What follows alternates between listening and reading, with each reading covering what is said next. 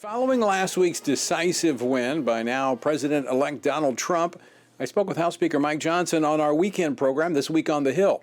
We dove into what the first 100 days of a unified government will look like. We also talked about the next 2 months of the transition period from the Biden administration to the Trump administration. Could the nation be at risk? Could our allies in the Middle East be at risk? Here's our conversation.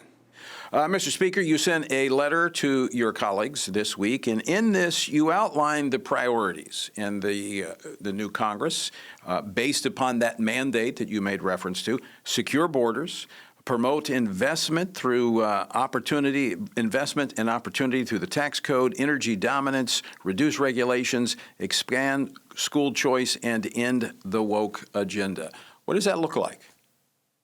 Well, we have very detailed plans. In that letter, I summarized how I've been explaining this on the campaign trail for the last year, and that is with a simple football metaphor. In Louisiana, as you know, we explain everything in football and hurricane metaphors, and to me, that makes it easy to understand. Look, in the football metaphor, what you have to do to win the game is put points on the board. So back up further. How do you put points on the board? You have well-prepared players to take the field, and you have a well-designed playbook. And so we've, of course, known that formula for a long time. So for the last year, we've been working methodically behind the scenes to develop and design that playbook. And it is well-designed and well-thought. A lot of work and hours have gone into this. And so now, in the metaphor, President Trump will be the newly sworn head coach when he takes over as the president. And we will go in, I'll be the quarterback, and we'll sit down, look at that playbook, and we'll run out and execute those plays with precision. So in the playbook, among the menu of options, and we'll be working, of course, with our Senate Republican colleagues. They're all dialed in on this as well. In that is the list of priorities that the American people care so much about, that we know intuitively, but that they also told us with their voices and their votes over the last year. We got to secure the border on day one, and we will. There'll be an executive order to do that, followed by legislation that will seal and secure the border. And then we deal with the fallout of the madness that has ensued over the last 4 years with regard to all of that. And then we'll turn to, as you said, I mentioned the tax code. You remember the tax cuts of the Trump administration, the first administration, will expire this year unless we extend them. And so we've got to do that. And we have a lot of work to fine tune and ensure that we have the right conditions in the economy to spur on a pro-growth economy. And that's what's desperately needed right now to turn the economy around. So the other part of that you referenced is, that I said in my letter, is the regulatory reform.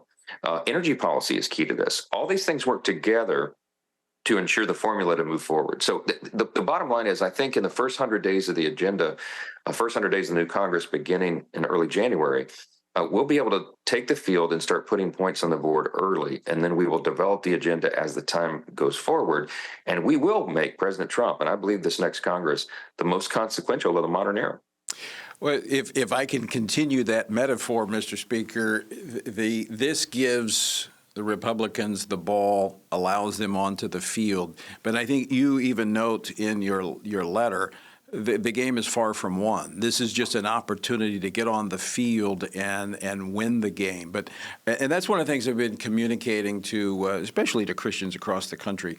You know, this election saves our freedom, so that we can use that freedom to preserve it for the next generation. So it's far from being resolved. This is when we roll up our sleeves and go to work. And I think your constituents, I think the conservatives across the country that helped create this majority need to know that the work is just beginning. Well, absolutely. I think that's very well said. I mean, we have made it to the big game, and now we have to play the game for very important quarters, 4 years of the next administration, and you got to leave it on the field in every single play. I mean, you have to have precision in what you do, and you have to have players who are prepared to do what it takes to get it done. I think we have those ingredients in place, and now we have to do it. I have said so many friends over the last couple of days since the election congratulate us and say, "Oh boy, but do you finally get to get a nap?" And I just laugh and I say, "A nap? Are you kidding? Now the hard work really begins." So we're ready for that. We're all counting on a very aggressive work agenda. I've told all the members, the incumbents who are reelected and the new persons coming in, get ready. Tell your spouses now. This is not going to be leisure time. We have so much to do, and in relative terms, a small amount of time to do it. So we'll be hard at work already. So let's talk about the lame duck session of Congress that begins next week. Now, obviously, it doesn't look as dangerous as it once looked like, because I think this incoming administration has a mandate. So I don't think Chuck Schumer is going to have a whole lot of room to fool around with. So number one, what does a lame duck look like? And then number two, this transitional period of 2.5 months. We are in a very volatile time internationally. I mean, the world's on fire. Is the risk great during this time?